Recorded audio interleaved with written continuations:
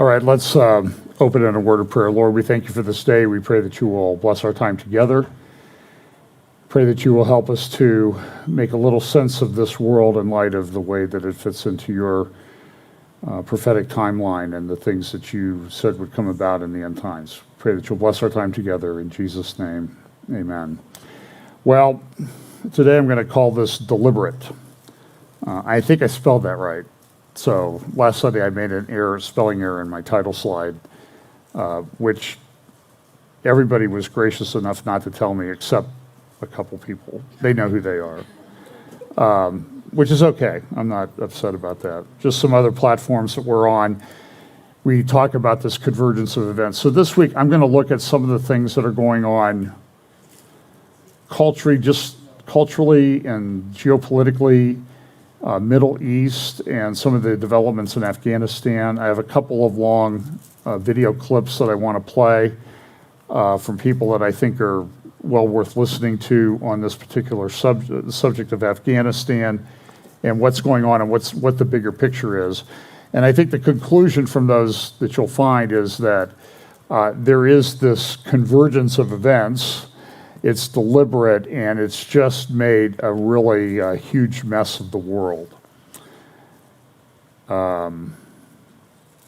So I think I read this last Sunday. I think it bears repeating almost every Sunday now. There's a number of passages, 1 Timothy 4.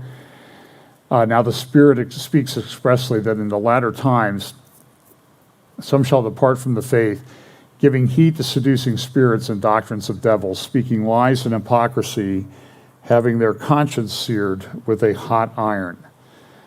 It is another week in which there has just been an incredible amount of things that have happened that standing alone I think would be very significant, but then the other part of it is that they are all happening at the same time. So let me start off first with this tweet from Tim Keller. Congratulations, Greg, on your appointment. And he cites Greg M. Epstein. Greg Epstein was the person I cited last week who is the an atheist chaplain at Harvard. Harvard was a Christian institution when it was founded. They now have about 40 chaplains for all sorts of Buddhist and this Eastern mysticism religion. And of course they have Christianity and others. Tim Keller is or was the pastor of First Redeemer, I think, in Manhattan. I've been critical of Keller in the past, and here he is congratulating this atheist on being appointed as the head of the chaplains at Harvard. And I saw a number of Christians, Christianity Today had an article that was like, it's okay, it's a great thing for Christianity, the propagation of Christianity, that an atheist is the head of the chaplains at Harvard. It allows us to get our message out. And we should be doing this interfaith stuff. And usually what happens with this interfaith stuff, as you know, is that it leads to just a mess. We've seen plenty of interfaith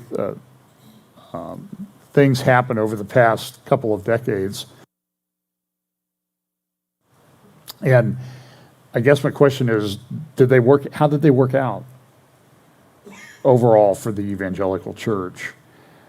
I will say this, 20 years ago last month, I spoke on the coming effect, I should dig out some of the slides sometimes, on the coming effect of postmodernism on the evangelical church, and that it was not a good thing that was going to happen. I did that in Southern California at a church conference, and I actually had pastors come up to me afterwards and say, John, you don't understand postmodernism. That's actually going to be a good thing for the church because people are asking questions. And so that led, in relatively quick form, to something that had been around for a while at that time, but then later emerged from the shadows, which was the emerging church, or the emergent or emerging church. And then people tried, you said emergent, you really meant emerging. And I'm like, it doesn't make any difference. It's all bad. It's all postmodernism. And none of this will have a good effect on the church. And I stand by what I said 20 years ago. I even used the example in that talk of the Wexner Center for the Arts down at Ohio State University. Have any of you seen this monstrosity down there? It actually was a postmodern building. It had stairways that went nowhere. There were walls that were bent inward that weren't square. But this was a great example of postmodern architecture. And how did all that Wexner stuff work out in the long term? Not so well. So first, just a little bit of weather news. We had this hurricane that hit the United States last week, Ida. It was a Category 4 storm. Depending on how they measure it, by one measurement, it was the 5th most powerful hurricane to ever hit the United States. Now, it didn't do as much damage as Katrina 16 years earlier, but the interesting thing was this actually made landfall 16 years to the day that Katrina had made landfall in the United States. And that was probably, I think it still is, the most devastating hurricane in terms of damage. Even though it was only a Category 3, it was a slow-moving storm and it caused a lot of damage. The pictures are just, horrific. Of course, it messed up the natural gas lines that led to explosions and fire. Power is out to about 1 million homes, 1 million customers in Louisiana and elsewhere. Some people won't get power back for at least a month, and now they're having a record heat wave. It's pretty miserable down there. You need to pray for the people, and if you want to, I'm sure there's plenty of relief organizations that you can contribute to help the people out.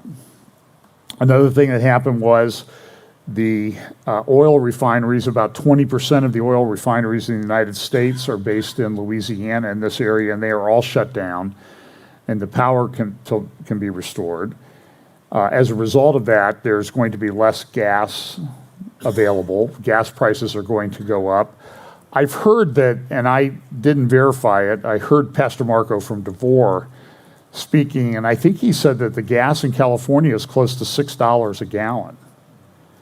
That makes ours look, I think I paid $2.72, I think I found it for the other day, regular.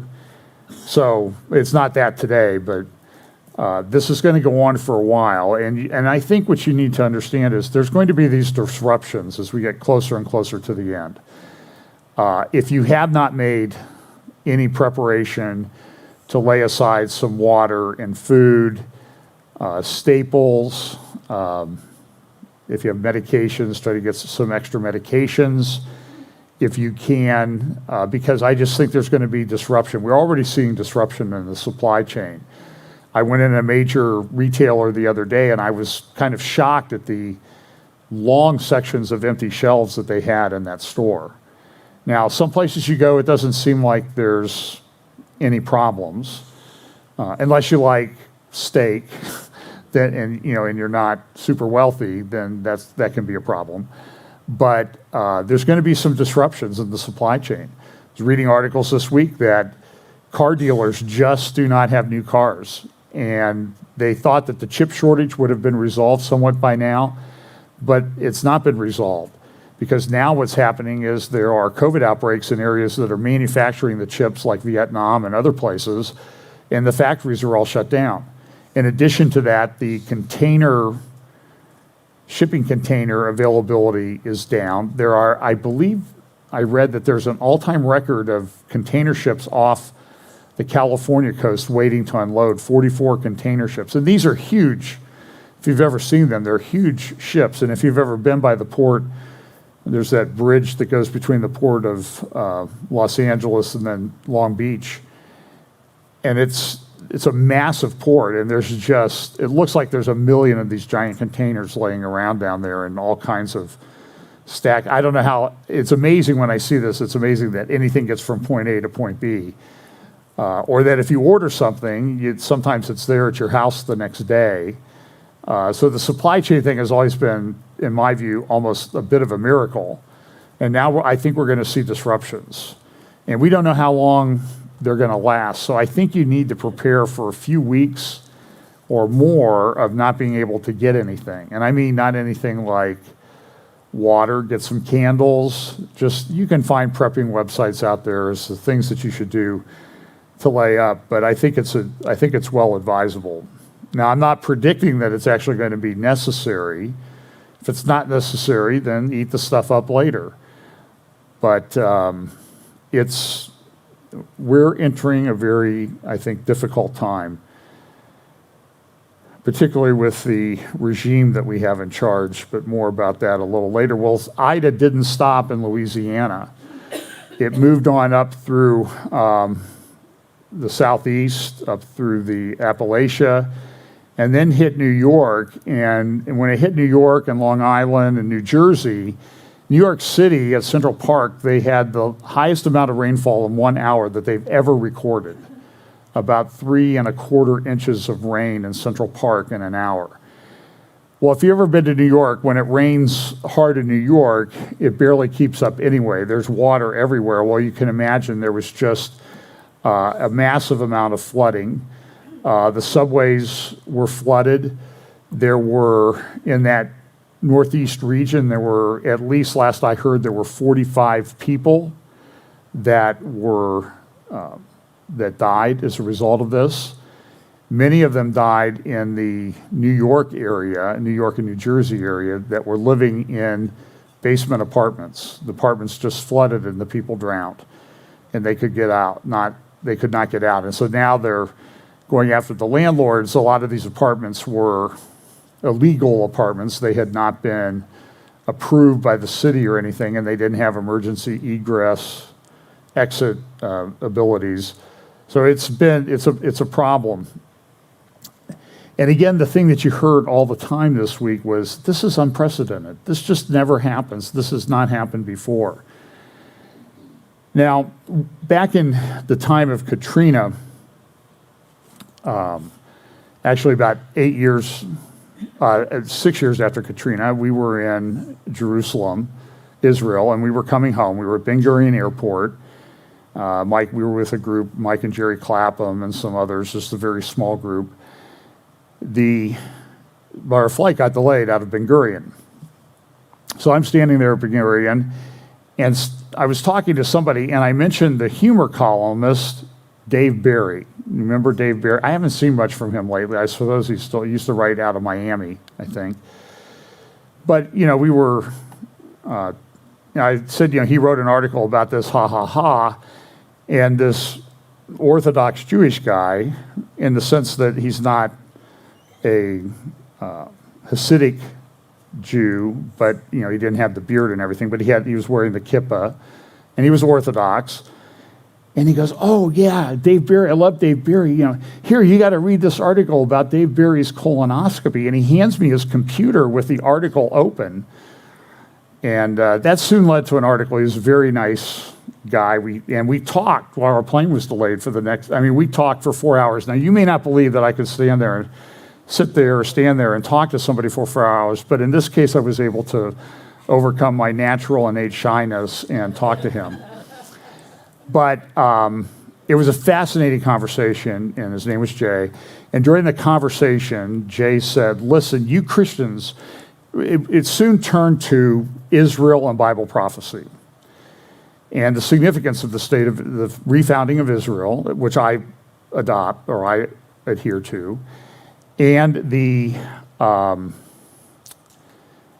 and he said, listen, you Christians, you need to understand that if you in America, if you do things to Israel, God will judge you. God will cause things to happen in America. It happens all the time. And then he proceeded to tell me, and I had already reached this conclusion, by the way. Bill Koenig, who wrote Eye to Eye, is a very good friend of mine, and we talk about it a lot. But Jay said, listen, when Katrina happened, you guys were forcing us out of Gaza. And when we were forced out of Gaza, the percentage of land that we were required to evacuate relative to the size of the state of Israel was exactly the same percentage as the land that had to be evacuated by your people relative to the size of the United States in Katrina. And it did match up. And it was a massive insurance event. So when I see these things happen, and as Bill Koenig and I have discussed over and over and over again for, I don't know, we've known each other for getting close to 20 years. We've talked about this. This happens all the time. You can almost bank on it. And so it was interesting as this thing happened. Biden was supposed to meet with Bennett at 11:30 on Thursday. At 11 a.m. on Thursday, the National Hurricane Center, 1/2 hour before the meeting was to begin, posted its first advisory for Tropical Depression 9. By 2 p.m. that day, the storm had become Tropical Storm Ida. And as Biden and Bennett were meeting at the White House on Friday, remember it got delayed because of the bombing in Kabul, Tropical Storm Ida, during their meeting, became Hurricane Ida. During the meeting, it was discussed, one of the things that was discussed was that Biden and Bennett, I have some, but here's a readout, by the way, here's a readout from the Secretary of State's office, the Department of State, about what was discussed on Thursday between Bennett and Secretary of State Blinken. Or it should be called blinking. That's my personal opinion. The Secretary also emphasized that Israelis and Palestinians alike deserve equal measures of freedom, prosperity, and dignity, which is important in its own right and as a means to advance prospects for a two-state solution. Secretary Blinken and Prime Minister Bennett agreed on the importance of working toward Israel's inclusion in the visa waiver program in order to benefit both U.S. citizens and Israeli citizens. Bennett also, when he returned, he came home and he said, listen, all the goals I wanted to meet were achieved. Now, I view Bennett as a sort of I call him baby prime minister, but you could call him sort of prime minister. I mean, he has the whopping support of about 5% of the people who sit in the Knesset actually voted for him. This is unprecedented. And it appears to me that he appears to be compromising. I would highly recommend that you listen to the podcast or video that Caroline Glick puts up each week. It usually pops up late Wednesday night, early Thursday morning here in the U.S. Just go to carolineglick.com where she posts this. She also posts links to her articles. And she has a discussion with usually a fellow journalist writer in Israel, but sometimes she has other people on, like what I consider the great guy, a great thinker named David Wormser, and others in the U.S. security apparatus that understand things about the Middle East. So here's just from this article in the Times of Israel that coincided, that came out with this meeting that took place. This was when Bennett returned on Sunday. He could not fly. The meeting took place late enough that he could not fly back to Israel without violating Shabbat. So he stayed over till Sunday. He arrived home early Sunday morning in Israel. It says this, Army Radio also reported that Bennett and Biden had agreed during their meeting not to emphasize their disagreements regarding construction and West Bank settlements. The Biden administration will reportedly not pressure Israel on the matter while Bennett's government won't approve massive construction. Army Radio said both sides are determined not to define the relationship on this issue. Bennett, when he returned, said the visit was exceptional. Many thanks to the security officers, the embassy staff, the guys from the media who came to do their work. I hope we will continue to work so well together, everyone. Welcome to Israel. And so understand there's a very significant component there that Bennett, he's not going to agree to any annexation while he's prime minister. He's not going to, he says he's not going to agree to a two-state solution, but he's not going to be prime minister, but for a little over another year, assuming the government holds together, which is very questionable at this point. But Lapid would then become the prime minister, and Lapid has said he's going to go after a two-state solution. Now, Ayelet Shaked, who is a former Likud member of Naftali Bennett's party, She's now the Interior Ministry. She says if Lapid goes after a two-state solution, the Israeli government will fail. And I think it'll fail for a number of reasons, just because there's nobody that really supports a two-state solution except a bunch of left-wing people in Israel. And anybody who says Lapid is not left-wing, I think, is not telling you the truth. So again, here we have this, we do things with Israel. We really force Bennett to say, I'm not going to build houses for Israeli Jews in Judea and Samaria, and something happens. It happens all the time. And I wish our government leadership would get the message, but they don't. At the same time this is going on, these are some pictures from around Lake Tahoe, the South Tahoe fire in California, near the California-Nevada border. Pretty amazing pictures of these. And this is a place that has not burned for some period of time. This is a ski resort near there. Just, really incredible pictures of these fires. Now, I got some of these pictures, by the way, I got from Turkish newspaper Daily Sabah, which is a Erdogan, the president of Turkey. It's essentially his mouthpiece. It's one of his newspapers that essentially just puts forth Erdogan's party line. The worst is a paper called Yeni Sefek, but the Daily Sabah is not very far behind in terms of how much they pander to the president of Turkey. And it's interesting that these pictures, there was a tremendous number of pictures about the fires in California, and the Turkish paper, not as much in some of the US newspapers that I looked at, but when Turkey had fires a few weeks ago that were pretty devastating, particularly in southeast Turkey, in some of the cities on the Mediterranean or the Aegean Sea, there weren't as many pictures in Daily Sabah about their fires as there were about our fires. So this is another thing that you always need to look at when you're looking at all of these news reports, is that all newspapers have an editorial bias. You have to read through it to sort of get to the truth.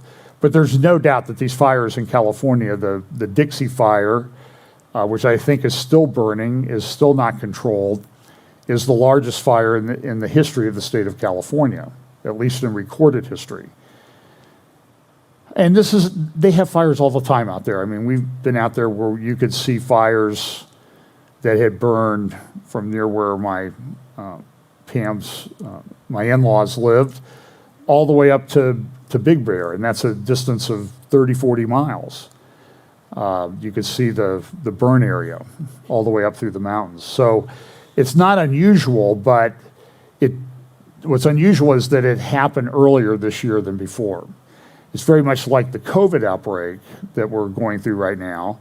That's usually, there's a thing that some of us that are old enough remember, a thing called flu season, except this year. And there's also a childhood virus, I can't remember, it starts with a P, that's also breaking out in some areas of the United States among children, and that usually never comes around till November or December, and now it's breaking out in August. So everything is all, I think we can agree, everything is a bit disconcerting these days when we look at it. It's difficult, and it's easy to get caught up to be driven by fear, because there are a lot of things coming at you all the time. I go down to my office occasionally, and I'm still amazed to me that the parking garage in a large, I would say, because my office is in there, the most prestigious building in Columbus, but really, the Huntington Center, and the parking garage is not even maybe 35%, 40% full during the middle of the business day. When it used to be you couldn't find a place to park in there unless you had a monthly pass. So it's just everything is so disrupted. There's a bill, or there was a CDC order that was issued. I don't remember if I talked about this last week or not. On evictions, it was just put in place an eviction moratorium nationwide. That had no legal basis for the CDC to do that. They had no constitutional authority to do that. And the Supreme Court suggested that in a decision back in June that, this order, we're going to let this order go this time because it's almost ready to run out. So what did the CDC do? Did they take anything to heart that the Supreme Court had said? No, they went out and put in another moratorium. Now that moratorium's been challenged and it's been struck down. And so it's struck down. Now what is everybody on the left is upset? Well, look how uncaring they are. And this is part of the Supreme Court shadow docket and we just can't let this stand. And so now everything is disrupted again. And there's all these landlords, and they're not all big corporate landlords. These are mom and pops that have investment properties, and they survive because people pay them rent. And now they're a year and a half, they haven't been paid rent. And now the Biden administration is like, well, we're going to still challenge this. We don't care what the Supreme Court said. We're going to do what we want, which seems to be related to the title that I chose today, that it's deliberate. There's deliberate scofflaws. They're deliberately doing these things. Now, there's a couple other weird news items. This happened down in Georgia, in Atlanta. They found 200 headless goats floating in the river. And this article, it says, in a bizarre incident, people were shocked to discover the bodies of about 200 goats floating in the Chattahoochee River in the American state of Georgia. All of them had their heads cut off, sparking rumors of some ritual. Now, this happened, there was actually, I researched it, there was an article in the Atlanta Journal-Constitution about 3 years ago talking about a dozen headless goats being found in, and I believe, the same river. So they think it's a Santeria, it's sort of a voodoo type practice, a satanic ritual that somebody is doing. Nevertheless, this is not something that happens every day. What doesn't happen every day is I couldn't find anything in the Atlanta Journal-Constitution about it this time. So 12 goats 3 years ago got news, made the paper, and I couldn't find anything. Now, it may be in there, my research, I just wasn't able to dig it up. So here is an economic report. Hiring rate slows as grip of variant hinders recovery. 235,000 jobs were added in August, which is much less than they expected.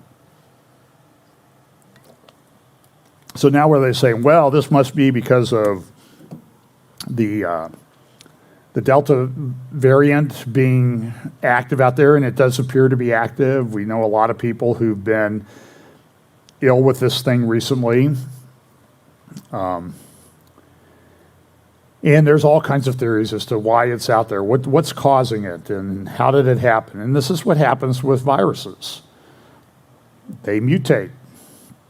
Now, there are many explanations for why they mutate. I'll let you look those up online, just because the oligarchs don't like us talking about that. And so I'm not going to put the channel at risk by discussing why this is happening, or what my opinion is as to why it's happening. And eventually I'll put something up on Rumble where we have a little bit more freedom to talk about this. But this is, the other thing that's going on is that there are about 8.5 million people unemployed in the United States. At the same time, there are about 10 million open jobs. Now, it would seem to be that anybody who wants to work could work, right? 8.5 million unemployed, 10 million employed. And where do you go today around central Ohio or anywhere and you do not see a help wanted sign? Everywhere I go, I see a help wanted sign, even places out in the country, like at a golf course that I might happen to visit, just happen to drive by and visit. There'll be a help wanted sign there everywhere I go. But when you try to explain to people, well, maybe it's because people are getting benefits that exceed what they could earn if they were actually working. Oh, you can't say, how do you know that?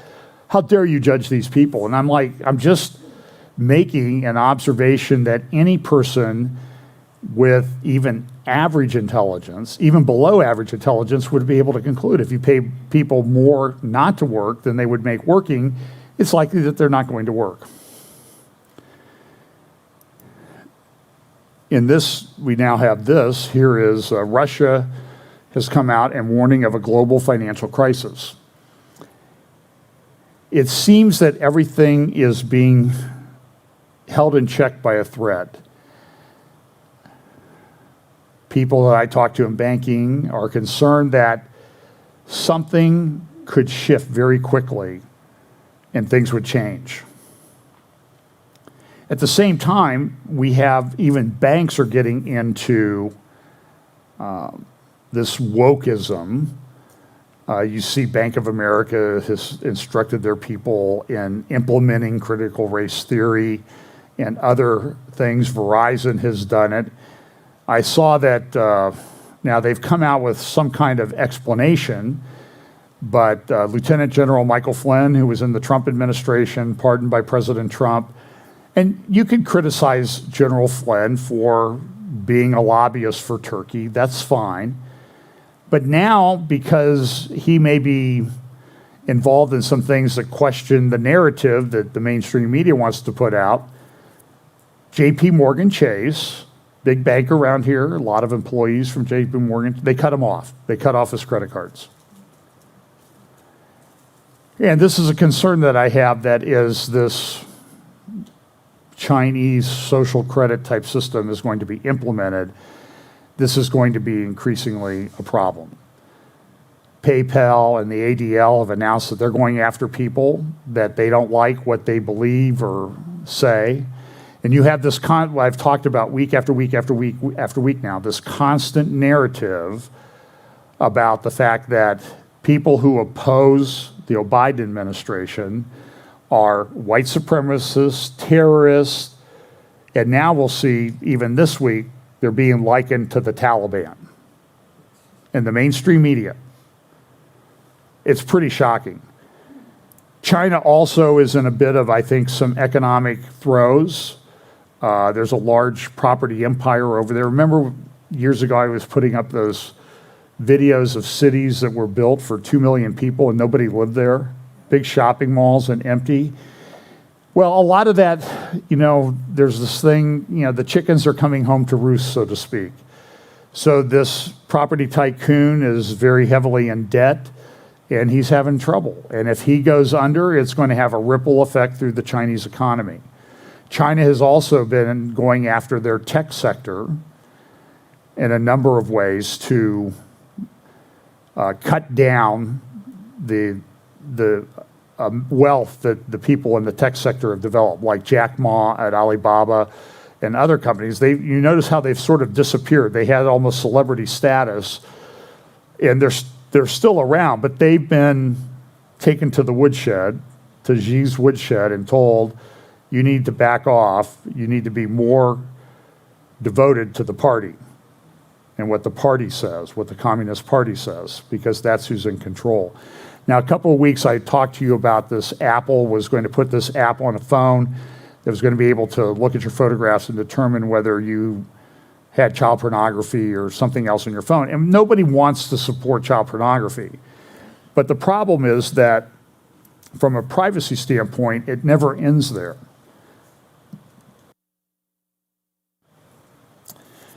Apple has been spanked around quite a bit by privacy experts and people in the tech field. And so Apple came out and said, well, we're going to delay the implementation of this app or whatever it is, the code that we were going to put on everybody's phone to do this detection. Because people don't like it. There's, I think I mentioned the story of the daughter of the sheikh in charge of Dubai, United Arab Emirates. It's a collection of, 6, 7, or 8 little sheikdoms, some bigger, some others, and they sort of like one sheik to kind of control everything. Well, Dubai, because of its financial prominence and development, seems to have it. Well, he had a daughter. She thought she was oppressed. She was about 32.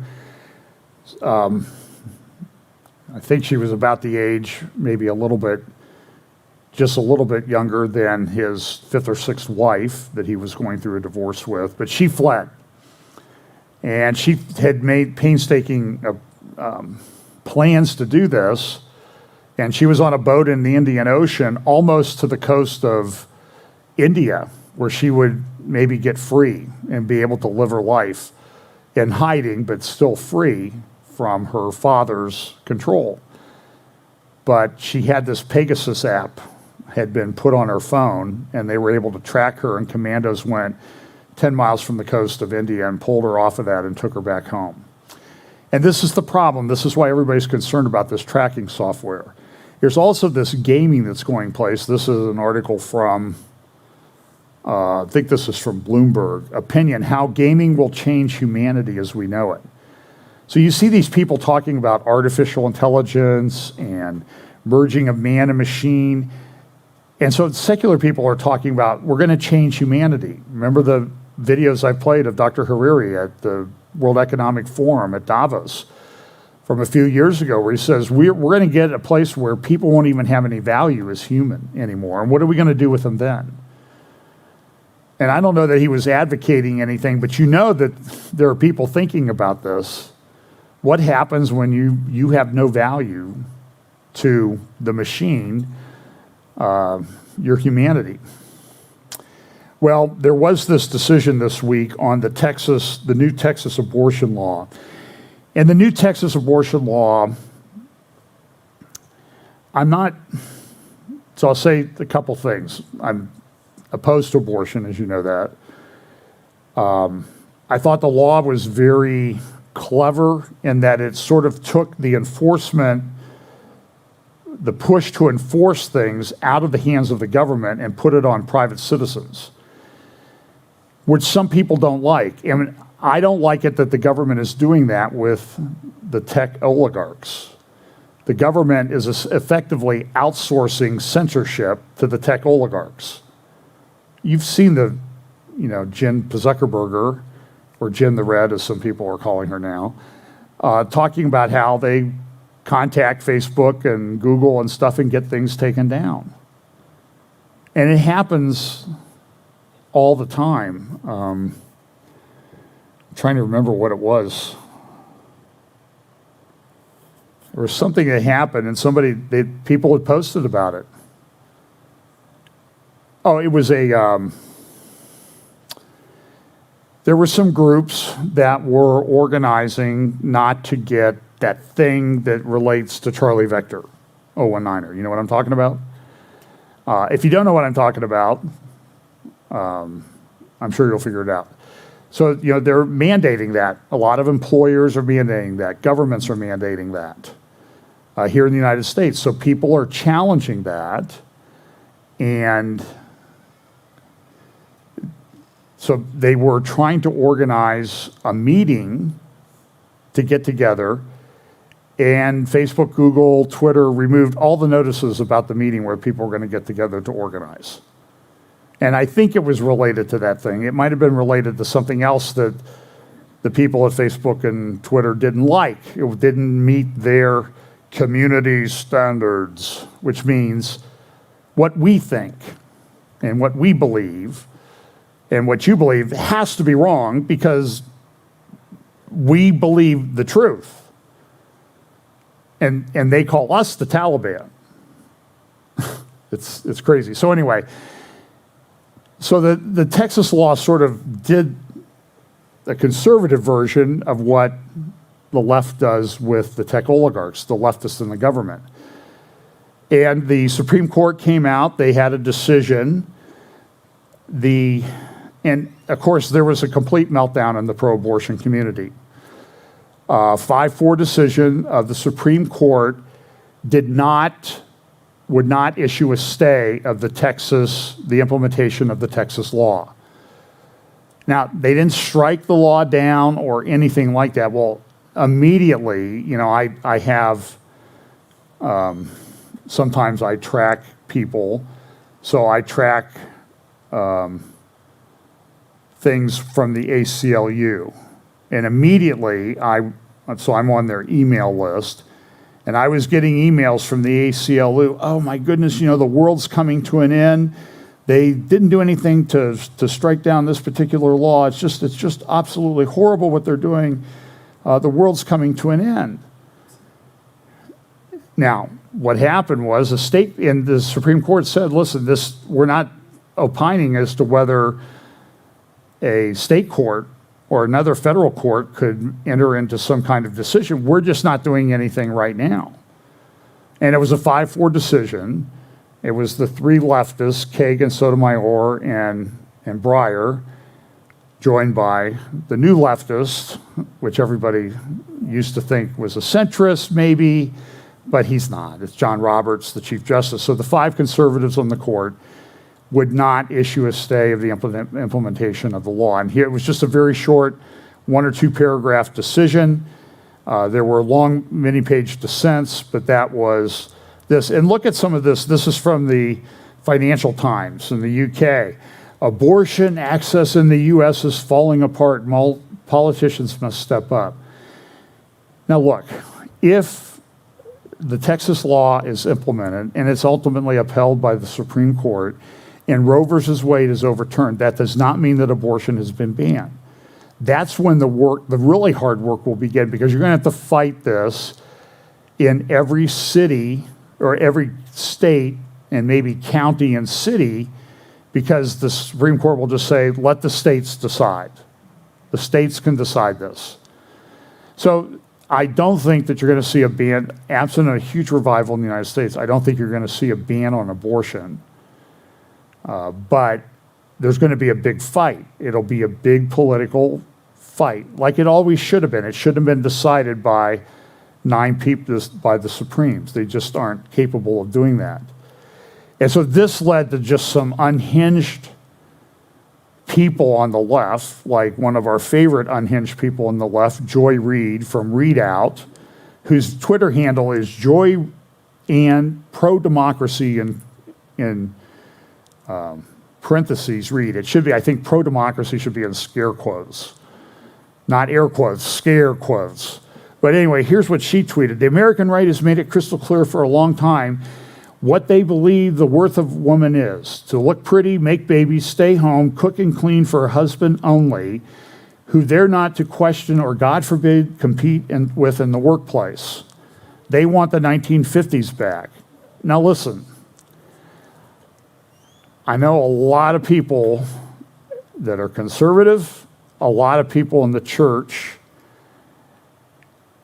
and there are very few that believe anything that this person said about them.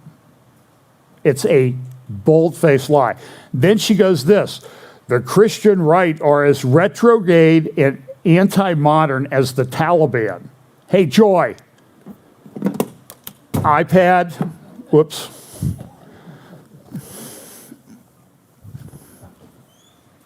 I need that for my next slide, which is a video. iPad, iPhone, MacBook,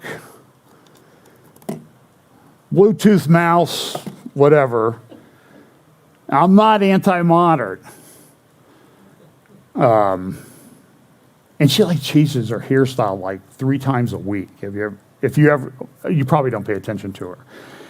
But the Christian writer is retrograde and anti-modern as the Taliban, just with a different ultra-conservative distortion of an Abrahamic religion.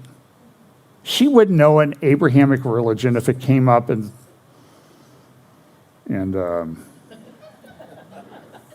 smacked her in the face, figuratively speaking. And women in red states will soon find out what it means to live under the control of a racial, religious, man-dominant theocracy. Now, I think she doesn't like religious Christian conservatives. I'm just kind of picking that up a little bit. So she had on Frankie Schaefer to talk about this. the son of Francis Schaeffer, the great Christian apologist, and he is, he wrote some ridiculous book about being an a good Christian because he's an atheist or something now, which is the disconnect of the postmodern mind. So this is what he had to say. Listen to this.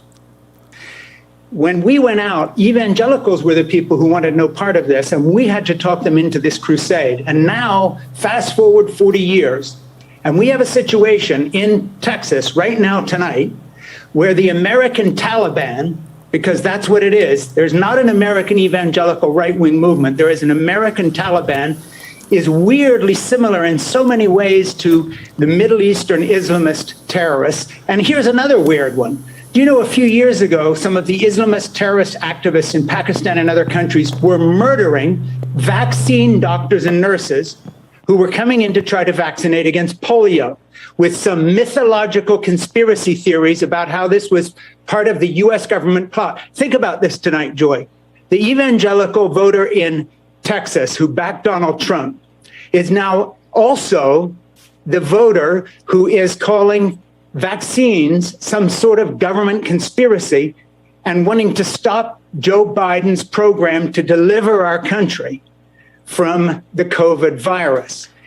There's a weird convergence of factors here, whether it's Handmaid's Tale and taking away women's rights, or whether it's the anti-vaccine movement that has grown out of this weird fascination with conspiracy theories and misinformation. Wherever you touch it, the evangelical movement is no longer the one that my dad and I tried to talk into radicalism, and sadly were too successful in doing back in the 70s.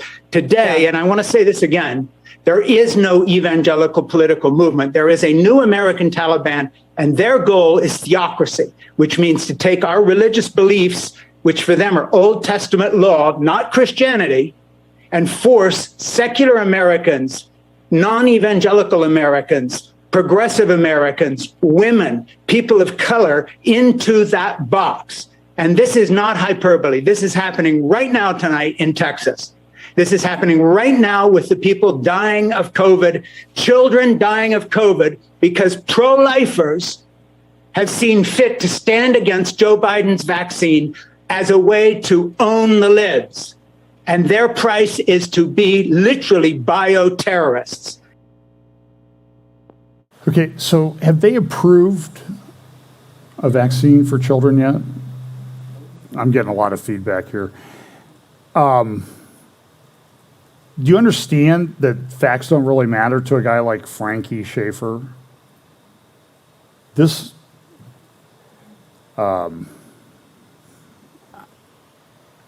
crazy, this was an editorial from the Financial Times. Yeah, this is the Supreme Court making cracks in the world for everything. Here is a example of how the left goes.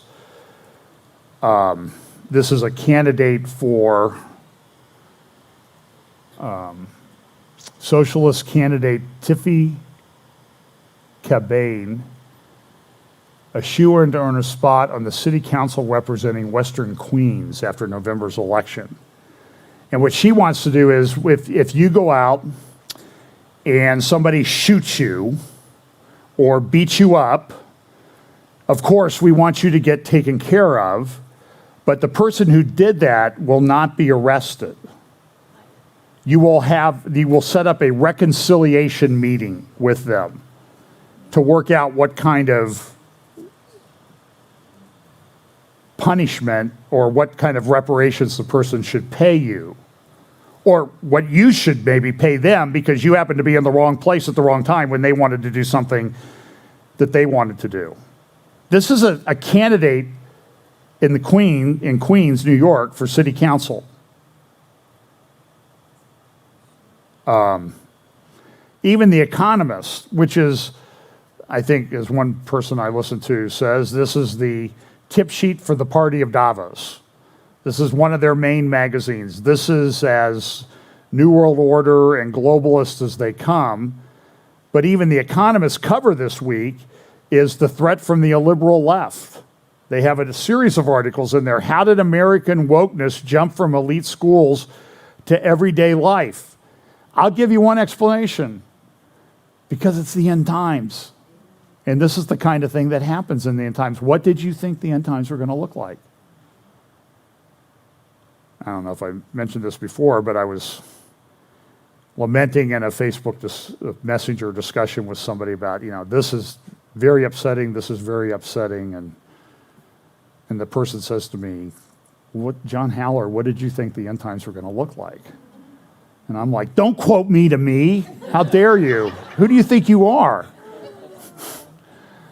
And there's a great article. So the Economist has this a couple of months ago in the Begin Sadat Center, which is a great sort of Mideast worldview analysis. They had an article by Dr. Alex Jaffe, April 7th, 2021, called the Europeanized USA. Here is his summary. America is undergoing a rapid transformation, and Dr. Jaffe is a professor, I don't remember, I think it's out west someplace. So pray for him, because obviously this is not mainstream university. Hope he has tenure. This is not what would be acceptable in the American university today, by and large. America is undergoing a rapid transformation founded in a moral panic over race that masks the exercise of class-based power, in which technology companies and left-wing politics have united to wield unprecedented control. The outcome will likely be a union of Europeanized states where freedoms are severely curtailed and social cohesion is minimized in favor of dependency. Several processes, he says, familiar to Europeans have taken hold with ferocity in the US. Massive censorship and self-censorship of the media in the name of mitigating hate and shaping institutions and attitudes, creating palpable gaps between realities unfolding in the streets and attitudes. Politicization of government, already mobilized to defeat the Trump the interloper and marginalize his supporters at all levels in the name of safety over the course of the pandemic, leading to pervasive restrictions on civil liberties, including freedom of speech, movement, assembly, and even religion. An alliance of technology monopolies to shape all narratives regarding health and safety, and more generally to foment a sense of crisis that has now been extended to include the prevention of hate via such methods as deplatforming individuals. Go see my talk on deplatforming humanity that I gave for that Canadian conference back in April, I think it was. And I did not see this article before I came up with that title, by the way, even though I think it may be, no, I did my presentation in March, so maybe he borrowed it from me. Never mind. I don't care. I love it when people agree with me. That's what we'll leave it at. An alliance of technology monopolies to shape all narratives regarding health and safety, and more generally to foment a sense of crisis that has now been extended to include the prevention of hate via such methods as deplatforming individuals, including a sitting president, and expunging old books from the culture for their newly declared racist imagery. A moral panic and uprooting of allegedly retrograde attitudes and histories, and opening of borders to mass illegal immigration in a pattern that first denies the problem exists. This is called gaslighting. You see a problem, you see something, and you say it, and they go, that's not happening. There's not a massive influx of, what are you talking about, John? There's not an influx of refugees. Do you need to have some counseling to get in touch with reality? It's not happening. And so this is a great thing, and this is what happened. They put in some rules in the European Union, talked about this a couple years ago, where hate was going to be sort of central as to the governments would give notice to the platforms and they would have to remove hate, or they would get fined big time. So what happened is the tech companies said, well, okay, we'll just apply that worldwide. We don't really care about the freedoms in the United States because, well, we're trying to deplatform and undermine the United States. That's our goal. So we'll go along with, we love the Europeans, and we'll just all eventually will sit around and look at art and pretty pictures and drink coffee, in the corner cafe with our masks on. And so this is what is happening. This is a brilliant article by Dr. Jaffe, and you can look up some of his others there. And he says, but a country in a state of moral panic makes a poor ally. This was 6 months ago that he wrote this, 5 months ago. That should temper whatever schadenfreude is currently being enjoyed abroad, particularly in European capitals. The removal of Trump's pressure and the deep-seated anti-American resentment of the European elites have suddenly produced realignments with China to complement long-standing energy dependence on Russia. This is a brilliant article. I mean, he lays it out in a couple, 3 pages, exactly what's been going on and what I've been trying to talk about here for some time. So it goes a little bit further. I'm going to get to Afghanistan and the Middle East before. Now, I'm going to give you a warning. I know you will be disappointed. I have no videos of Joe Biden or Jim Zuckerberg this week, okay?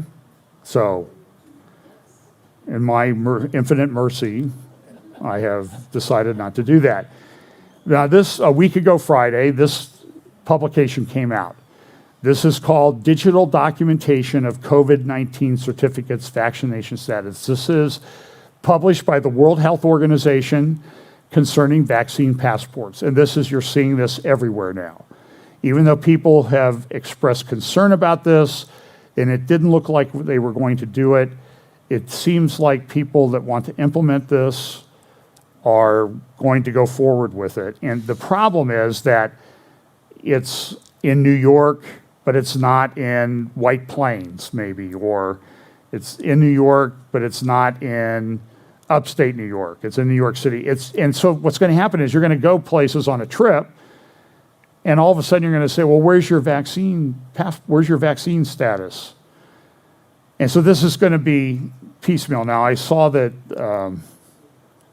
Israel announced this morning that they're going to reopen the tourists in 2 weeks from today, as long as they have proof of vaccination. And someday I'm going to put a Rumble thing up, and I'll talk a little bit more about this, where it's going. But look, this is from their own publication, put out by the World Health Organization.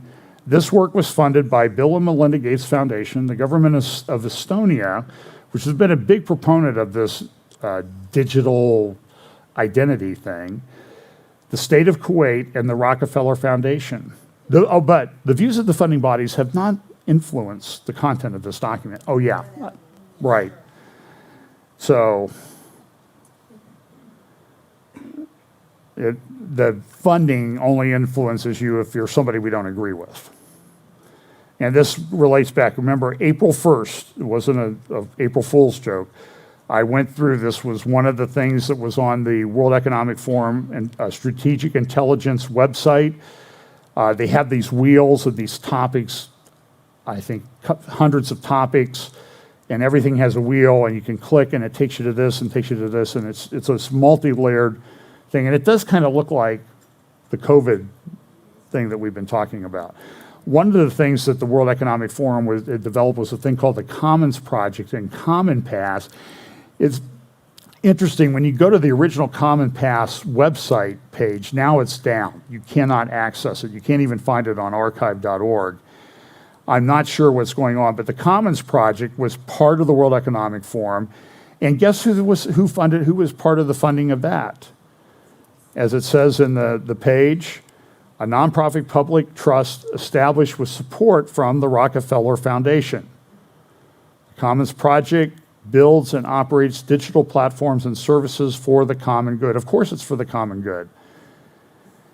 And so now this stuff is being implemented everywhere. So even before the publication, the ink on the publication that came out a week ago from the World Health Organization was being done, it's being implemented. And one of the places where it's being implemented is Australia. What happened to Australia? This guy is the premier of the state of I think Victoria, I think his name is Mark, last name begins with an N. He's the guy I played last week who said, you won't be able to even remove your mask to drink your beer. And so this lunatic, the thing is, he has so much support in Australia. People like this. So I'm going to play for you a couple clips of him, and then something that's actually happening in Australia. And you be the judge as to whether you think it's a good thing or a bad thing. Okay? They are implementing lockdowns and all sorts of things. And I saw a statistic from a couple months ago that this year, COVID deaths in Australia were 0 during a certain time period. During the same time period, suicides were 246. The world is mad. Mad meaning insane. So listen to this guy and then this report from, I think, ABC News in Australia. I think become a bigger part of our response is a lock-out of many, many venues for those who are not vaccinated. This is a picture from streets in, I don't know, either Victoria or New South Wales. I can't keep them straight. After more than a year of treatment for pancreatic cancer, Marianne Allen and her husband Ross decided to have a holiday and visit family interstate. When the Victoria-New South Wales border closed, the fully vaccinated pair thought having letters from Marianne's doctors would be enough to return home to continue treatment. It wasn't. We know that exemptions are given, but we didn't realise that they were being so unreasonable about granting them. This isn't about, financial support. This is about getting people home. This is about getting parents back to children, partners back to their partners, carers. Some of these people are carers for other people, and those people need them to return home. I know it's very deeply frustrating for people to be in another state wanting to come home. I don't want people locked in their houses, and I don't want people locked out of their state. For people like Ross and Marianne, though, every day counts. We're dealing with people's lives here. Time's precious and time's short. Andrea Hoff, ABC News, Melbourne. Another 12 people have died with COVID and more than 1,400 infected in New South Wales. But there's better news north of the border. A little boy stranded in New South Wales for 8 weeks has flown into Queensland on a charity flight to be reunited with his mum. In a heartwarming scene, 3-year-old Memphis Francis ran across the tarmac at Brisbane's Archerfield Airport into the arms of his mother, Dominique Facer. He'd been stuck in a hotspot while visiting his grandparents' farm. His story captured hearts and drew community criticism about a lack of compassion.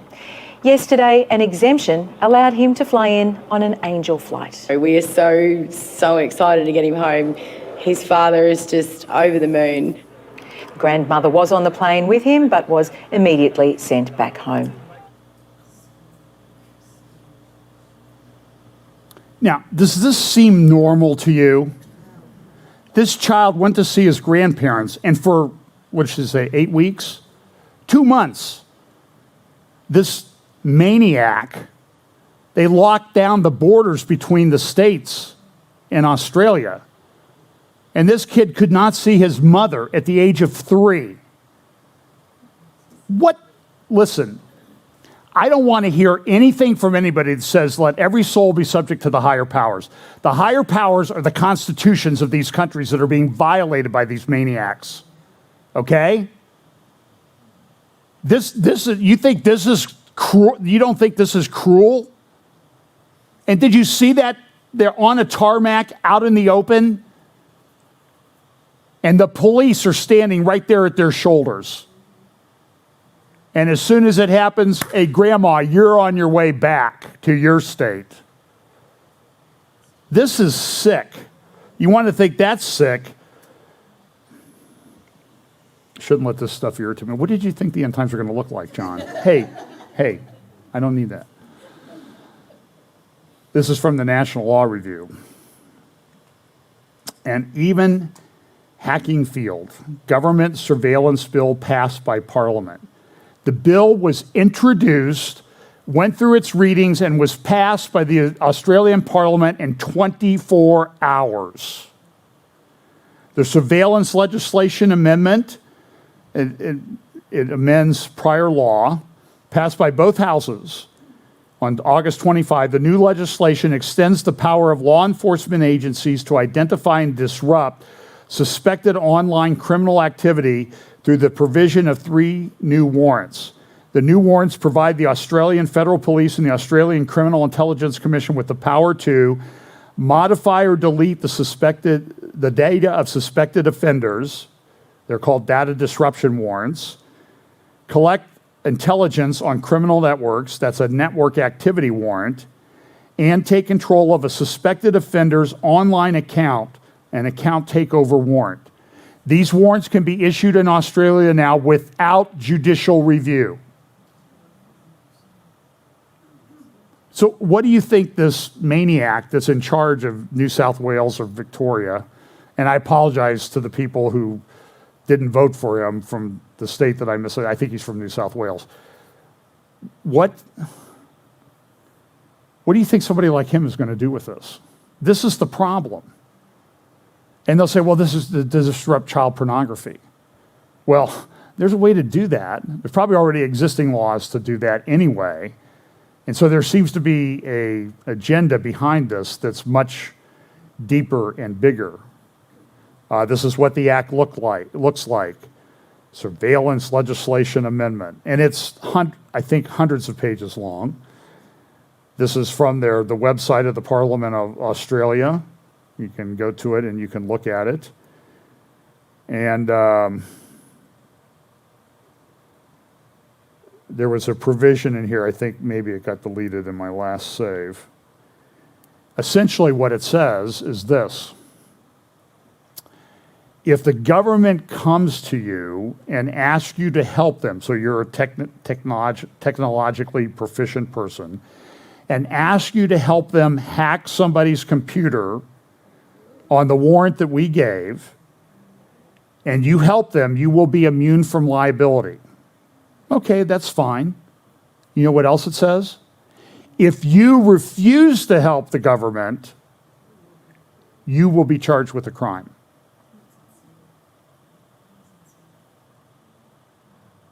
What happened to Australia?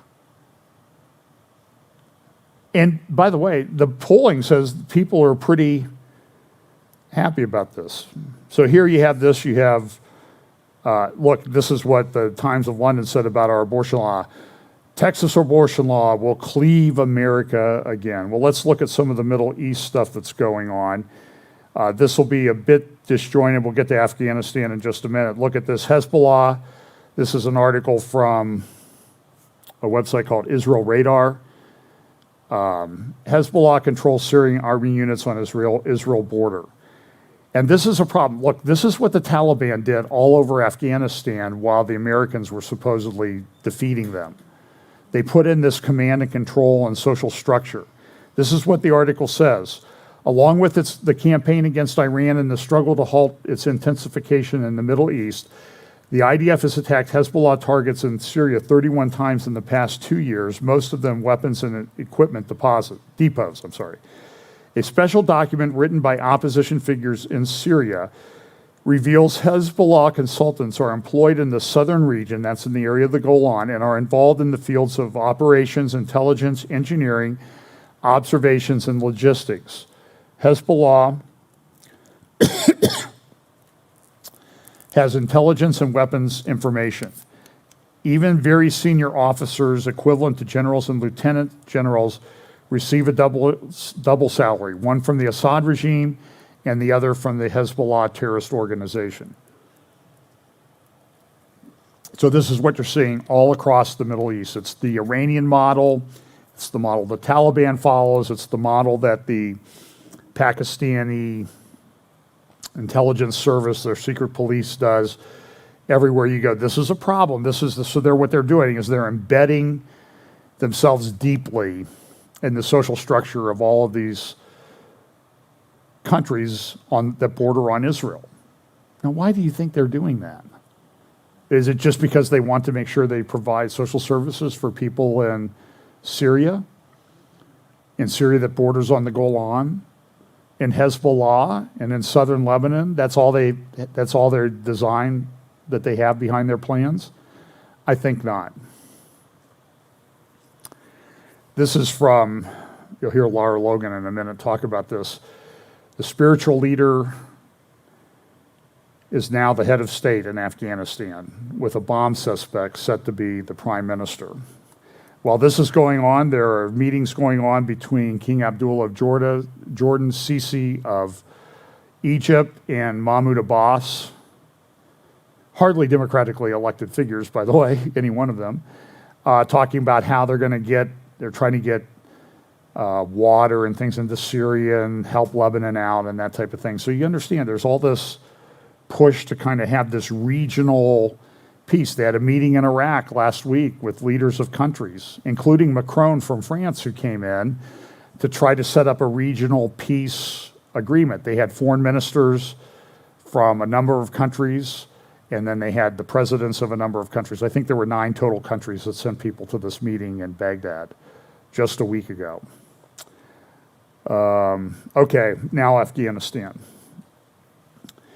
We all have been watching this week. Longest war ends. We're out of it. So the war is over and everything is okay. And the narrative is going to be, and you're already seeing the narrative coming out of Washington, didn't Biden do a fantastic job? We got out, what's the number, 160,000 people? But then you ask them, well, how many Americans?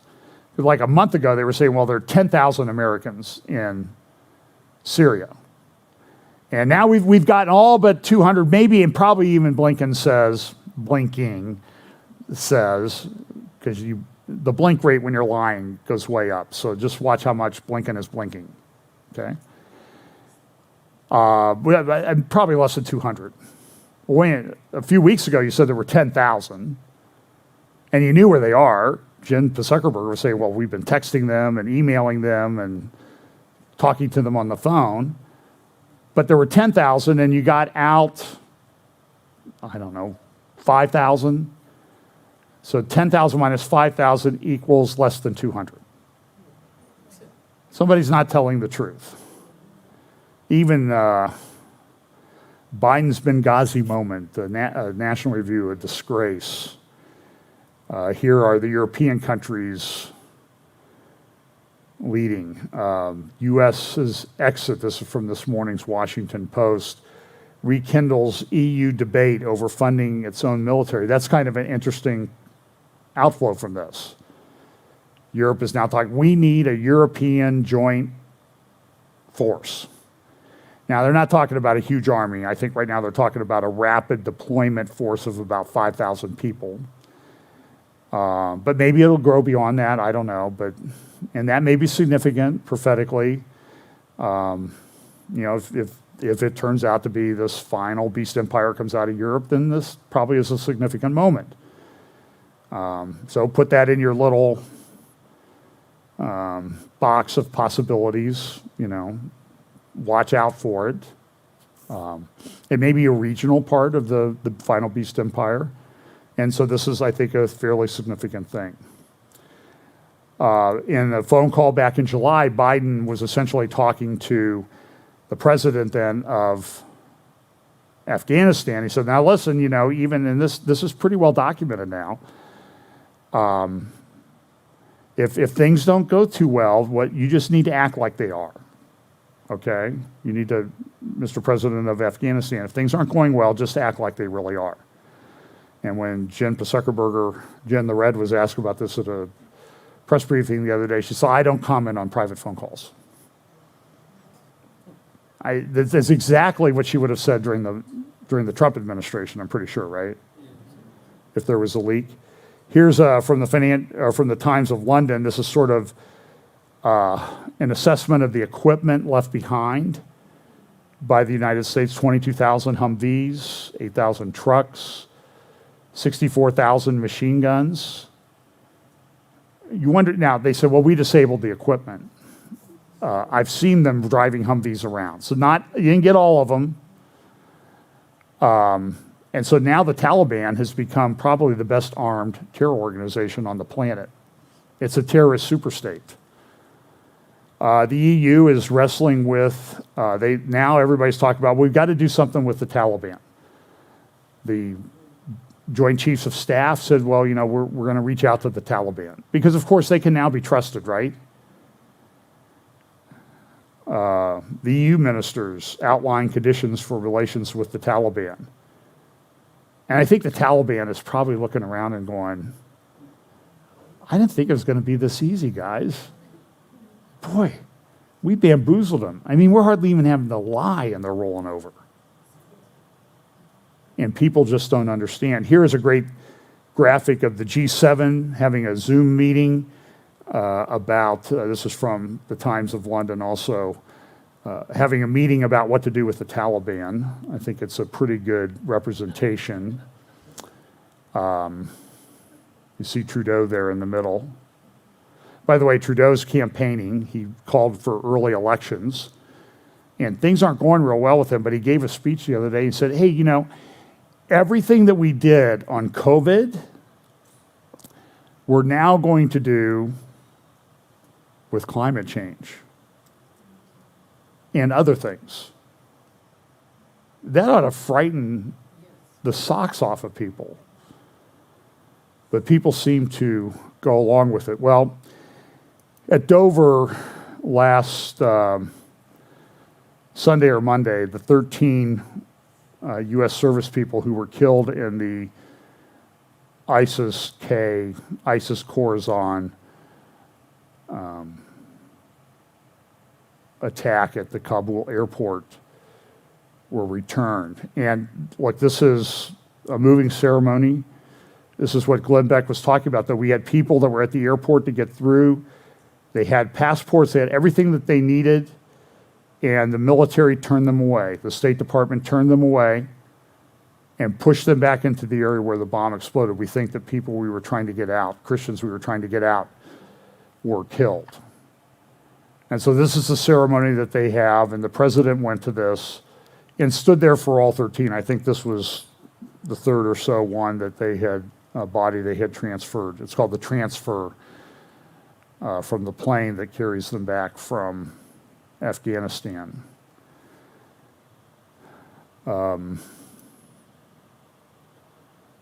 This is out of, so this is out of sequence. So this Lapid is supposed to visit Russia this week. This just came out this morning about Syria tensions between Russia and Israel, with Israel sending missiles or bombing in there. And that's going to happen. But here's what happened at the transfer ceremony that I wanted to do. Do you see what Biden did? I slowed it down a little bit. You should be able to. And the people that were there said he did this every time one of the coffins was put in the hearse. Now, the mainstream media, MSNBC, they immediately said, well, he was adjusting the rosary that he got from his son who died a few years ago.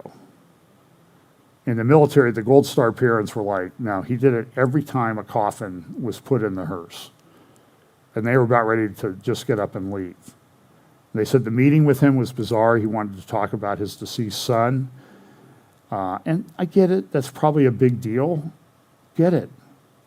But listen, you're the president of the United States of America, or you're pretending to be the president of the United States of America, so act the part. And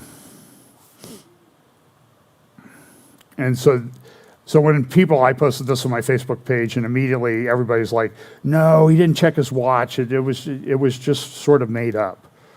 But then USA Today came out and said, he did check his watch multiple times. But then they said, but people who make that claim, it's lacking context. Well, what's the context? Okay, would he have, was he due for medication or something like that? That's why he was checking, or is time to leave? It is time to leave. Laura Logan posted this on her Twitter account. I would highly recommend that you follow her.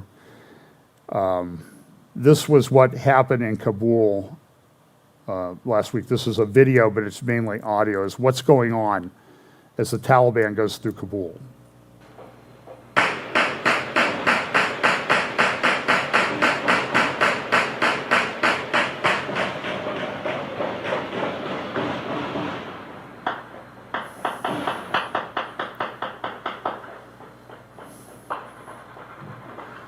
I don't think we know right now. I don't think we know what's happening over there right now. I'm hearing horrific stories. There was a female pilot. She was, that flew for the Afghan military. She was stoned to death. You can find it. I'm not going to play the video. You can find it online if you want to. Laura said this, I'm in a terrible position of watching this tragedy unfold, knowing that the American people are being deceived and the actions of U.S. leaders make no sense. Why would any American reward al-Qaeda with absolute victory and legitimacy of a nation state on the eve of 9/11 20 years later? She was on the Hagman Report. I've been on that show a few times. And here is part of what she had to say in her interview. This was on Thursday night. You can go to Hagman Report and find it. There's two really serious things. And one is that if you look at what Al-Qaeda and the Taliban are doing, they just had a big parade. They're parading their suicide bombers and everything else. And this visual should tell you what the United States is creating. We are creating a terrorist superstate. The world's leading superpower is groveling in the dirt at the feet of these terrorists, the same terrorists who were responsible for 9/11. And somehow we just think like we're skipping over the almost 3,000 people who were murdered, all the soldiers killed since, all the who've been wounded. And suddenly now, the Taliban and Al-Qaeda and Haqqani and all of these people are our friends. And people will say, wait a minute, that's not the Taliban. Well, the deputy commander of the Taliban is the leader of the Afghan Al-Qaeda, the Haqqani network. That has been a designated foreign terrorist organization since 2012. That's the United States government's designation, right? That's not my designation. And if you talk to anybody in that region, there's a lot of cross-pollination. They marry into each other's families, but most importantly, they all fly and follow the ideology of Al-Qaeda. And what people don't realize is being created. The United States, is about to recognize some of the holiest ground in the caliphate that Osama bin Laden planned all those years ago, right? The Emirates, the Islamic Emirate of the Taliban, is the caliphate. And this is not the only one that they have been working on. They were establishing an Islamic caliphate in Libya, also called an emirate, and also in Syria, and in Yemen, and so on. And in fact, if you go back into the writings of Al-Qaeda, and especially the leader of Al-Qaeda in Libya, back in 2016, he's writing to the other jihadists saying, we have an unprecedented level of support from the Obama administration. We need to make a deal here at the negotiating table and get the Islamic Caliphate, get the Islamic Emirate established, because I'm not sure that any future U.S. government on either side in America in this election is going to be as supportive of the Emirate as these people are. Well, those very same people, right, Jake Sullivan and Susan Rice, those kind of people, they're back in power. And look what they're doing now. They're recognizing another Islamic Emirate or Caliphate where Al-Qaeda is heavily involved. Some of the most senior leaders in Al-Qaeda who have been in Pakistan for all these years have come back to Afghanistan now. Some of them never left. Many of their followers, like Siraj Haqqani. And, it is illegal for the United States under U.S. law to negotiate with and support terrorists. And yet that's exactly what they're doing right in front of our eyes, with no regard for Congress, no regard for the law, no regard for anyone, no regard for the millions of Americans on both sides of the aisle, Democrat and Republican, who are not okay with being defined by betrayal and the blood of innocent people.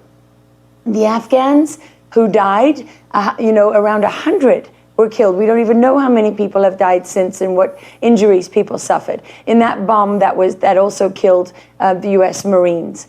We are acting as if it's perfectly normal and reasonable to discuss what the Taliban's policy would be on the First Amendment, and whether all these fledgling, sorry, my microphone fell off, whether all these media organizations and journalists operating in Afghanistan today with the freedom that they've had for the last 20 years, what their future will be like under the Taliban. Are you serious? Like, what happened? Steve, you know me, right? Because I'm not very diplomatic. So I feel like somebody just sucked out our collective brain, chewed it up, and then vomited it on the floor. Because that's how ridiculous it is to even have this conversation. You know, what is it based on? Well, let me see. Take a look at the newsreader that's got 2 armed Taliban gunmen behind him. You know, that picture really says it all. The door-to-door executions don't do it for you? Or is it maybe, I don't know, the fact that women have been banned from public life again, that there's no entertainment and music and singing? You know, they suck all the joy out of living, these people.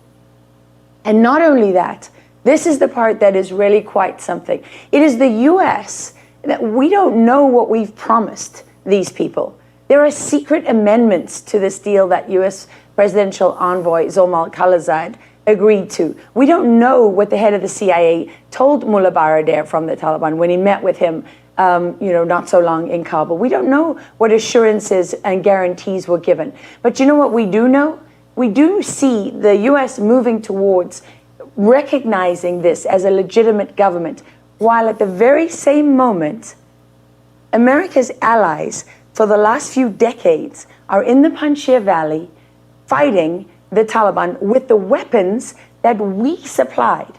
So now these people are these are Afghan special operations soldiers and others who were trained by the United States, trained by us, who were equipped by us, who were fighting side by side with us.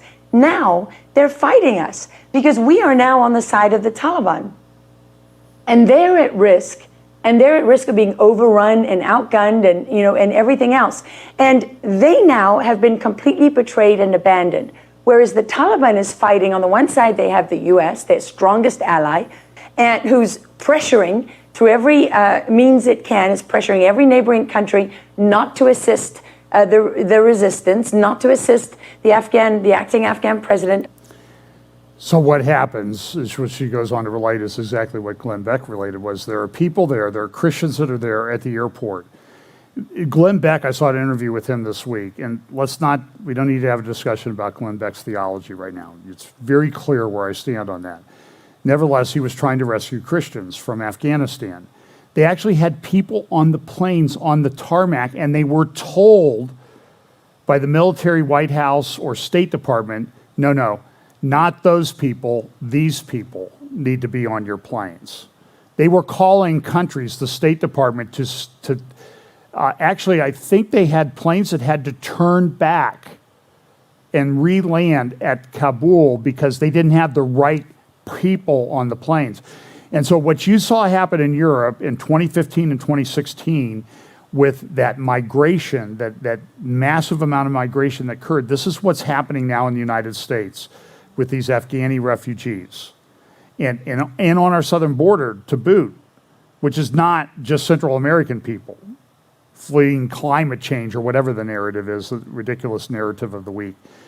So these Afghani people have now come to the United States, many unvetted. They've already found a number of terrorists embedded in there. They're mostly military-age males. They will have chain migration.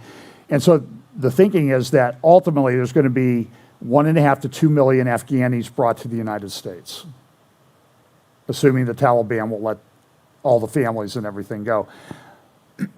But these are not Christians. These are not the allies. These are not the interpreters, people that had green cards and SIV cards, special immigration visas. They were turned away at the airport, and other people were let through. This is a planned, deliberate takedown of the United States of America. It is open borders writ large. You need to understand that you could refer to China as an international criminal organization. Their cohorts now reside in the White House and State Department. This is pretty stunning. Even Seth Frantzman from the Jerusalem Post says this: we were led to believe that the sudden Taliban takeover was just a huge surprise. But given what we now know about how the U.S. admins were talking to the Taliban, even a presidential phone call and a later high-level intel meeting and coordination and concerns expressed to Ghani that the U.S. needed the appearance of stability in the matter. Well, what about another theory? And he goes on to say is, listen, what if the United States just did all of this on purpose? And you know what? Seth is exactly right. Seth is one of the best analysts on the Middle East. Follow him on social media, on Facebook, on Twitter. I don't know what all platforms he's on, and read his stuff in the Jerusalem Post. It's always very well done. I'm always amazed too at how prolific he is, and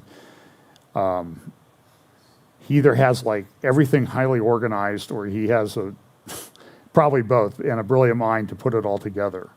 Who knows, he says, the collapse of the Ghani government and magical appearance of the Taliban, kited out and seemingly well-trained for security coordination with thermal sights and M16s, is a great coincidence and in favor of stability. So now it's time for engagement via Qatar. So this thing is all connected. This was a deliberate thing. Here's a little bit more from Laura Logan. And make no mistake, right? Pakistan is Al-Qaeda and the Taliban's #1 ally. This is their invasion. This is their proxy army. I mean, where are the leadership of the Taliban? Where have they been located for the last 20 years? In the Pakistani cities of Quetta, Peshawar, and Miram Shah. And, you know, the US could find an ISIS bomb maker in a couple of hours, right? This is the president of Afghanistan, Amrullah Saleh, said this. They found one ISIS chicken in a few hours, but in 20 years, they couldn't find the leadership of the Taliban inside Pakistan, right? You couldn't find any of them. Couldn't find any of those Al-Qaeda guys either who have now come back, right? So, you know, for all those people who think this is about endless war, don't be deceived by the people betraying you, because they intend to destroy this country. Who will fight for this kind of military? Who wants their child? Would you encourage your child to go into the army today?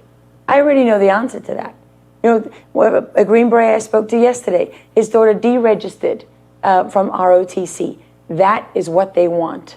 Because the people who hate this country, their agenda is actually, they wrap it up in lots of nice big bows, you know, and say it's about social justice and this and that. But what it's really about is the end of American power and the end of America itself. If you believe in an open border, if you believe that any form of patriotism is white supremacy and a form of terrorism and hate, then you don't believe in borders. Then you don't believe in America, do you? You don't believe in the flag. You don't believe in patriotism. That's not what you believe in. Well, you're in luck, because your greatest allies in this fight are the terrorists who carried out the attack on 9/11 and who don't intend to stop until this country no longer exists. At Powerline blog, John Hinderaker says this: where's the outrage? Somebody needs to get fired or resign. Well, one guy did get fired. It was that Marine commander that I played last week. He's gone. In fact, they even came out, I don't know if you saw the follow-on to this, they even came out and said, well, he might be suffering from post-traumatic stress syndrome, or he might be having some mental issues. You see how they build these narratives all the time? Well, you're a white supremacist, or you're a terrorist, you're just like Al-Qaeda, you're like the Taliban, you're mentally ill if you do any of this. We live in a very different world than we lived in 8 months ago. And I know we can all hope for things. Biden still has 3 years and 4 months to go. Do you understand that? Unless something miraculous happens. Here's this: Syria and Lebanon are now boosting their ties in a blow to the U.S. Qatar is heavily involved in this, and understand, Qatar is Sunni, Al Jazeera network, very wealthy, highest per capita income of any country on planet Earth. This is where the Taliban leadership was living, in addition to Pakistan. This is where the leader of Hamas lives. We have a base there. They have all their bases. Qatar has all their bases covered, so to speak. But Qatar has a massive gas field called the South Pars gas field. You see it there north of Qatar? This is the Persian Gulf. What's the country right to the north? Iran. The South Pars gas field is a shared joint operation between Iran and Qatar. It is the largest natural gas field on planet Earth. It is the largest natural gas field on planet Earth. And this is who is kind of coordinating all of this, acting as the broker, but they're not anybody's friend. The World Cup in soccer will be played there next year. And then the other thing that happens, so we see this Eurasian map that I showed you last week. And so Afghanistan is right here. I don't know if you can, I guess my cursor's not showing up.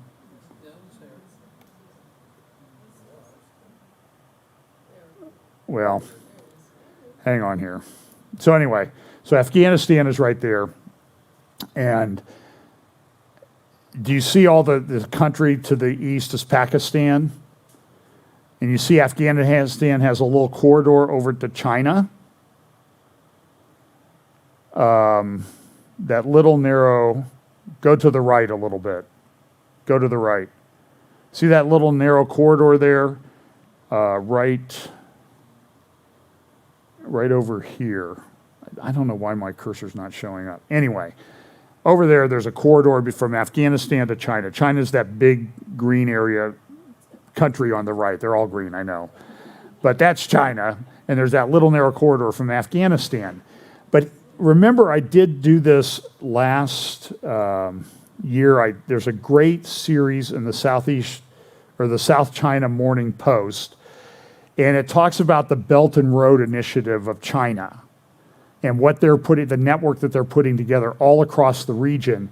And one of those is a road that goes down from China through Pakistan and then along the coast to a giant port that they've built there on the ocean that China has built. It's one of the largest ports in the world. So China is fully on board on this. And China, they've got thousands of advisors in Afghanistan right now. I think they may have recognized the Taliban government.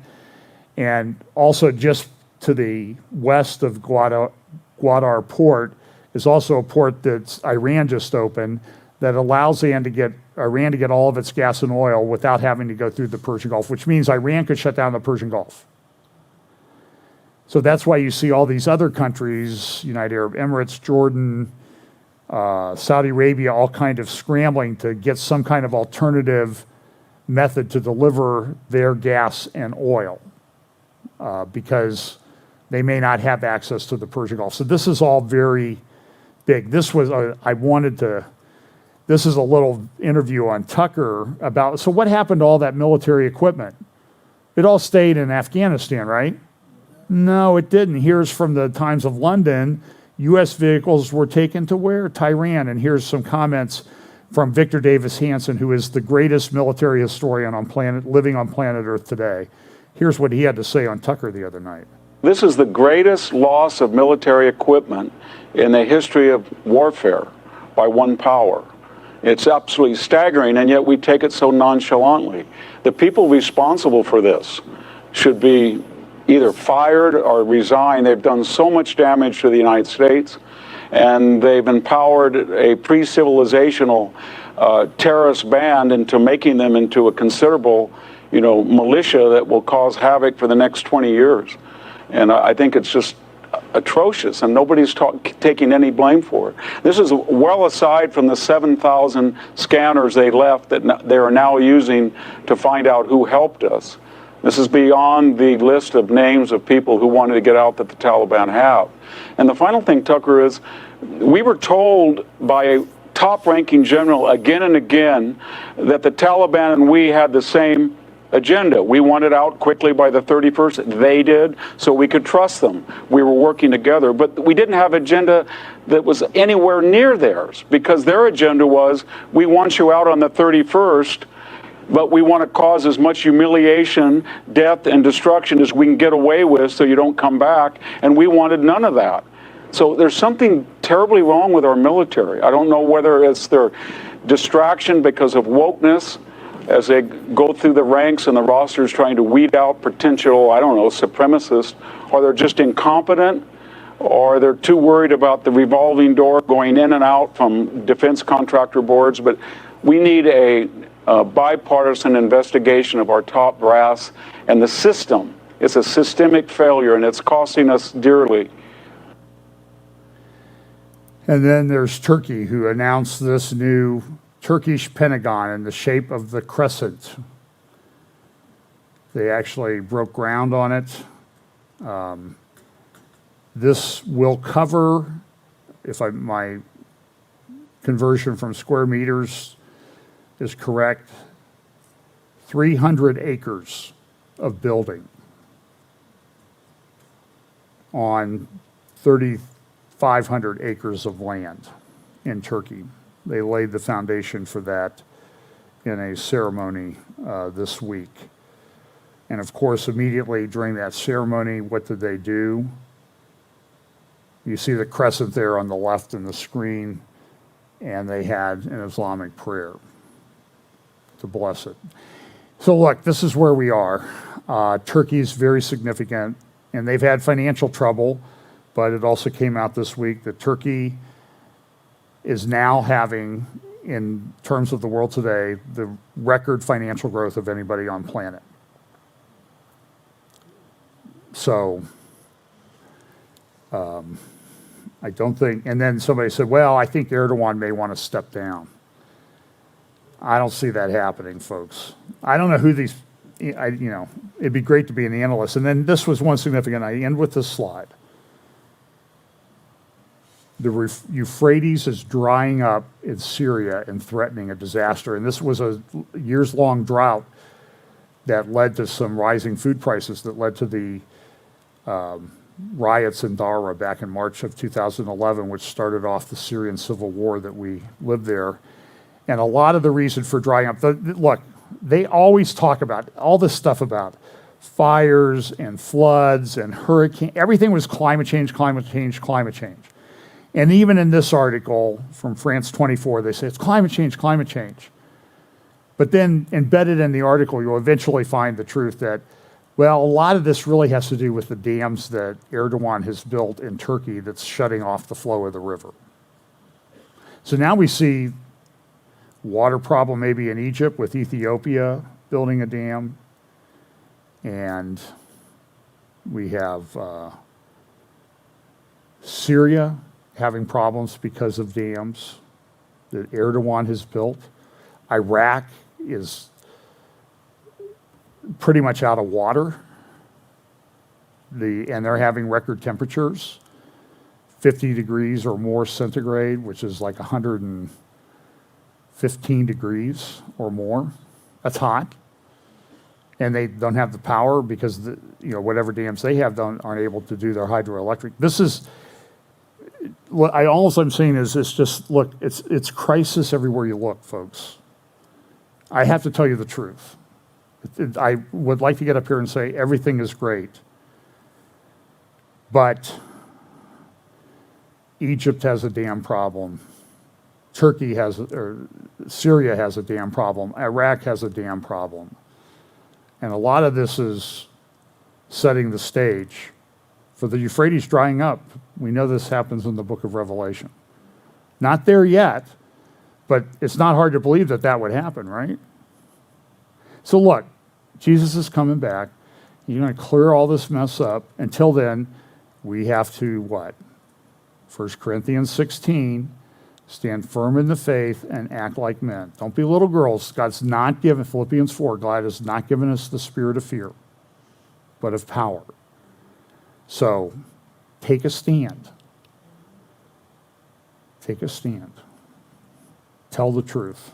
Let's pray. Father, thank you so much for your word, Lord. I just pray that you will remind us that you have not given us the spirit of fear, but of power, and to give us the courage to stand firm in our faith and to speak the truth in love, but to speak the truth in love and be bold.